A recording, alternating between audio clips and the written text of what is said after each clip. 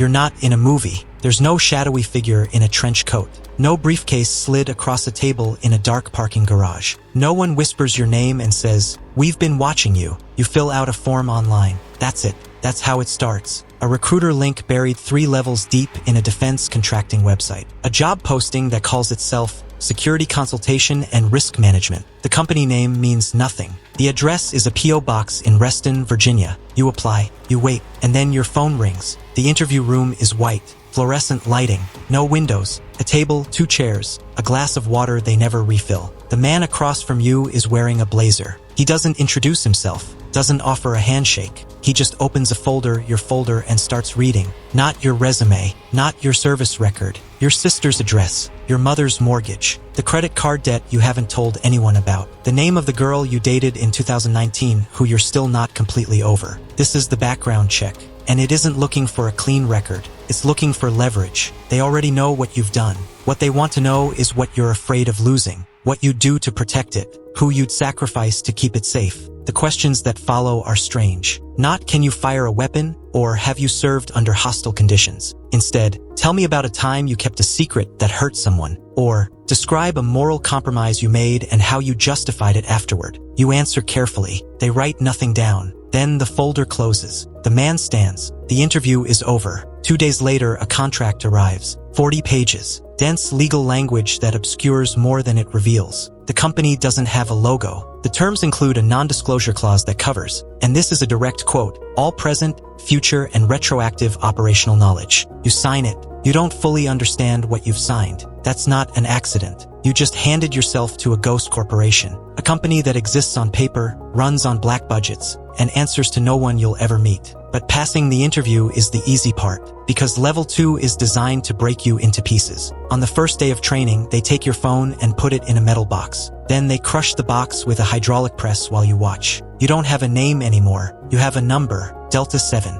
Papa 4, whatever they assign you. You answer to it, you go by it, you start to think in it. The physical training is brutal, yes. Sleep deprivation, extreme cold, endurance drills that run until people collapse. But that's not the real test. Any elite military program does that. The real grinder is psychological. They lie to you systematically, then watch how you respond when you discover the lie. They manufacture conflict between trainees. They put you in rooms with people giving you contradictory orders and score you on how long it takes before you snap. They stage fake executions. They isolate you for 72 hours with nothing but your own thoughts and a single question written on a piece of paper. How far would you go? You're learning to read micro-expressions. The way someone's eyes shift before they lie. The tension in a jaw when a person is making a decision they don't want to make. You're learning behavioral manipulation, how to make a target trust you in under 4 minutes, how to create emotional dependency, how to end that dependency without leaving psychological evidence. They're not building soldiers. They're building instruments. And 40% of your class doesn't make it. They don't wash out in a dramatic confrontation. They don't quit in front of everyone.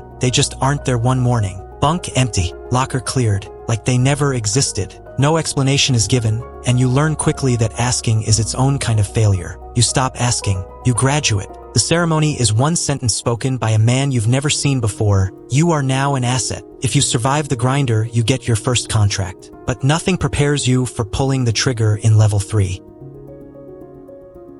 You land somewhere that doesn't have a name on the briefing documents, just grid coordinates. A country where 3 different armed factions are fighting over a piece of land that looks like it's been burning for 40 years. You don't exist on paper. There's no unit patch, no chain of command that goes anywhere a government press secretary could acknowledge. Your contract is held by a shell company registered in the Cayman Islands. If you die here, the official report will say you were a private contractor on a security detail. If you're captured, your government will say they've never heard of you. Your missions look like this: extract a high-value target from a compound guarded by 12 armed men. Secure a cache of weapons before a rival faction gets there. Provide close protection for someone whose name you're not told, in a city where someone is trying to kill him every 3 days. The people working alongside you, local militias, regional fixers, are unreliable at best, corrupt at worst. You're working with men who have been fighting in this country since before you were born, who have loyalties you can't map, who will smile at your face and take a payment from the other side. You learn to trust no one, and somewhere in those first 6 months something shifts. It's not dramatic. There's no single moment where you feel yourself change. is gradual like erosion. You stop seeing the people around you as human beings with names and families and fears. You start seeing them as categorizations. This one is a threat. That one is an asset. This one is a liability. That one is collateral. It's easier this way. That's what you tell yourself. At this level, you still have a handler. Someone back in a building somewhere who receives your reports and sends your orders. But prove yourself long enough and they cut the cord completely. Your passport is fake. Your name is fake. Your backstory, the name of the city you grew up in, the college you claim to have attended, the company you supposedly work for, all of it is fake. Professionally fake. Convincingly fake. The kind of fake that has a paper trail going back 7 years. You are no longer a citizen of anywhere. If you're caught, your government will not come for you. They will not negotiate your release. They will issue a quiet statement describing you as a rogue operative acting outside any official capacity. They will call you a threat. They might even put a price on your head to prove the point. You have 3 burner phones in rotation. You memorize numbers and burn them.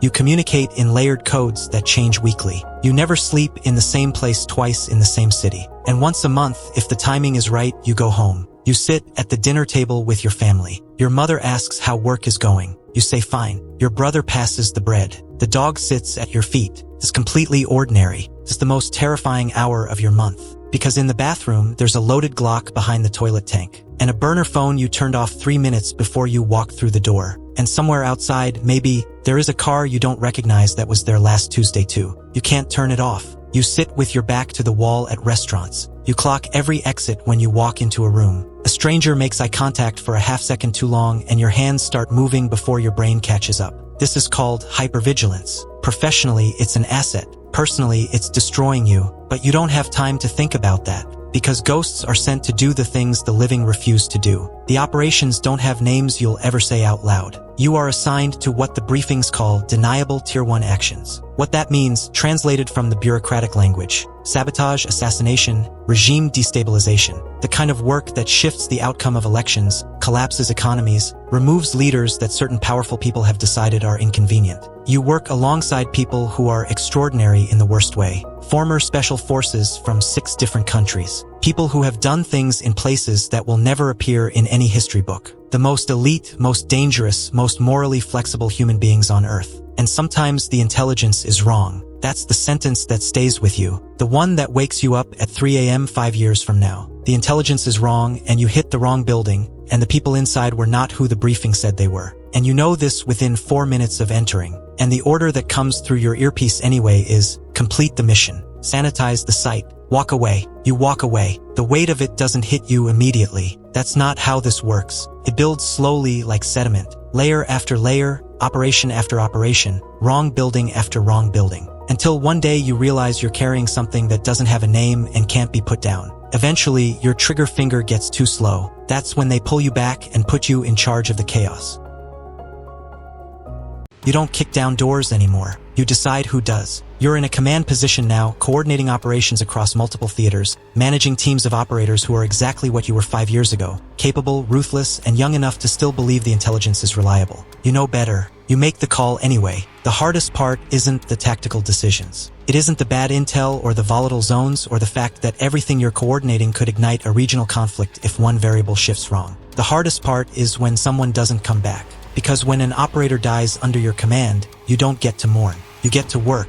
You sanitize their existence, scrub their cover identity, destroy their operational files, ensure that nothing traceable connects them to what they were actually doing. You write a report that explains nothing and buries everything. Their family gets a phone call, something vague, an accident, a sudden illness. The voice on the other end of that call is not yours, but the words were authorized by you. You can't tell their mother the truth. You can't even tell her that her son died doing something that mattered. You just let the silence eat you alive. Every call you make at this level moves pieces on a board that most people don't even know exists. One wrong order doesn't just cost lives. It starts shadow wars. It destabilizes regions. It creates the chaos that fills the next decade's headlines and that nobody will ever correctly explain. But commanding the field is nothing compared to what's waiting at level 8. The facility doesn't appear on any map. It's not listed in any government budget. The staff doesn't officially work there. The people inside it are for legal purposes already dead, renditioned through a system of paperwork that erased their existence before they arrived. You run this place. The lights are fluorescent and permanent, no windows, no natural light, no way to track time. The air smells like industrial cleaner and something underneath it that the cleaner doesn't quite reach. The people with bags over their heads are not called prisoners. They are called subjects. The techniques used on them are not called torture. They have other names, clinical names, the kind of language designed specifically to make monstrous things sound procedural. You tell yourself it's for the greater good. You have to. You say it in briefings. You write it in reports. You say it so many times it starts to feel like fact. But at the end of a shift, in the small bathroom off your office, one working light bulb, a mirror the size of a dinner plate, you look at your reflection, and you don't recognize the man looking back. You think you're in control, but someone is pulling your strings. Welcome to level 9. You're in a room that most governments don't know exists. Bunker, fortified, Geneva maybe, or DC, or somewhere in between, in a building that has another building's name on it. The screens in front of you show real-time feeds from 4 different continents. Active operations, passive surveillance, 17 things happening simultaneously, each one with its own logic, its own endgame, its own body count. You authorize a strike over coffee. Not metaphorically, literally. Coffee in hand, morning briefing in progress, someone puts a folder in front of you, you read the summary, you sign the authorization page, and you take another sip. You control budgets that don't appear in any public ledger. You run fleets of assets, human and technological, across jurisdictions that have no idea you exist. When something goes wrong publicly, when a story starts surfacing that shouldn't, you don't send a lawyer. You manufacture a different story. You feed narratives to media contacts. You make the truth a commodity, something shaped and priced and distributed based on what's operationally convenient. You are untouchable, genuinely, structurally untouchable, and you are entirely alone. The people around you are useful. None of them are real to you anymore. The family that still technically exists somewhere, they live in a version of your life that you visit less and less. You have everything and you have nothing. The most powerful man in no room that anyone will ever read about. They tell you it's retirement. What it actually is, a managed extraction. Your access codes are changed on a Tuesday. Your clearance level drops to 0 by Wednesday morning. Someone new is sitting in your chair by Thursday. You receive a number, an offshore account with 8 digits in it, a property in a country that doesn't ask questions, a new identity that's yours to keep, and a single line of instruction: disappear quietly. So you disappear. You have millions you can't spend conspicuously. A house somewhere cold and empty and quiet. No one visits. No one calls. The phone that does ring is a wrong number, and you hold it for 3 seconds after the other person hangs up, just to hear something. There are no medals. There will be no ceremony. The operations you ran, the targets you authorized, the buildings you walked away from, all of it sits in classified vaults that will eventually be burned. Not archived, burned. Your life's work, incinerated to protect people who were always going to survive longer than you. The PTSD is not a metaphor. You wake up at 2 a.m. with your hand reaching for a weapon that isn't on the nightstand. Your body runs its threat assessment before your brain is fully conscious. You lie there in the dark listening to a house that is completely safe and completely silent, and you cannot relax inside it. Some nights you cook. Some nights you sit. Some nights you just wait for morning. When you die, and you will die here quietly alone, your obituary will be a lie. A name that isn't yours. A career that wasn't yours. A life story assembled from cover identities you wore and discarded over decades. A silent end to a violent life. Cut back to the beginning. A new recruit sits in front of a white form at a white desk. Young, bright-eyed, a little nervous but mostly excited. He's done his research, read the articles, watched the documentaries, played the games. He knows what this world looks like from the outside. He thinks it looks like power. He thinks it looks like purpose. He picks up the pen. He doesn't know what gets stripped away when you become a ghost. He doesn't know about the bathroom mirrors, the 2 a.m. reach for something that isn't there, the dinner table where you smile at your family while a Glock sits behind the toilet tank and a burner phone waits in your jacket pocket. He doesn't know what this life takes. He just knows what it promises. He signs the form. The cycle continues. They never know what this life takes from them, but they will.